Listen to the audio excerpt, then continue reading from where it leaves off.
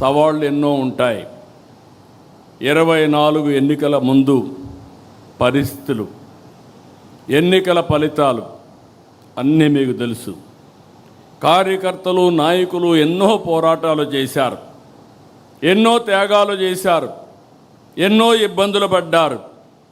నాకు ప్రతి ఘటన, ప్రతి ఒక్కరి పోరాటం, ఆ రోజుల్లో మిమ్మల్ని కాపాడడానికి నేను పడిన తపన నాకు అనునిత్యం నా మైండ్లో ఉందని చెప్పి కూడా నేను మీకు తెలియజేస్తున్నా.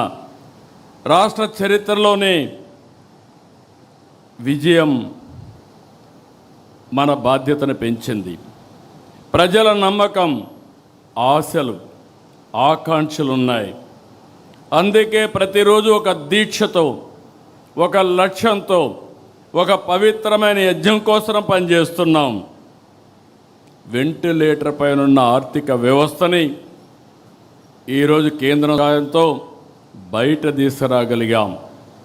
మన అనుభవంతో అనునిత్యం ఏ విధంగా పనిచేయగలుగుతామో పనిచేసుకుంటూ ముందుకు పోయాం. ఒక్కొక్క అడుగు వేసాం, బ్రిక్ బై బ్రిక్ బిల్డప్ చేశాం. నిలిచిపోయిన కేంద్ర పథకాలన్నీ పునరుద్ధరించాం. అప్పులను రీషెడ్యూల్ చేసి వడ్డీ రేట్లు తగ్గించాం. వ్యవస్థల్ని ఘాటిన పెట్టాం. సూపర్ 6 హామీలు నెరవేర్చాం. సంక్షేమ కార్యక్రమాలు చేస్తున్నాం. అభివృద్ధికి మారుపేరుగా ఆంధ్రప్రదేశ్ని తయారు చేశాం. ఎవ్వరికీ ఎక్కడా ఇబ్బంది లేకుండా సుపరిపాలనకు నాంది పలికాం. వాట్సాప్ గవర్నెన్స్లో ఎవ్వరు ఆఫీస్కి వచ్చే పని లేకుండా పనిచేసే పరిస్థితికి వచ్చాం.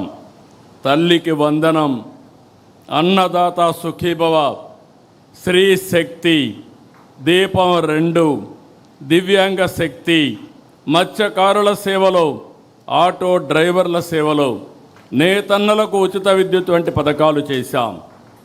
డిఎస్సి, మెగా డిఎస్సి నిర్వహించాం. కొత్త రహదారులు వేస్తున్నాం. ఇరిగేషన్ ప్రాజెక్టులు పరుగున పెట్టిస్తున్నాం. నీరందిస్తున్నాం. కేంద్ర సహకారంతో అమరావతి, పోలవరం పూర్తి చేస్తాం.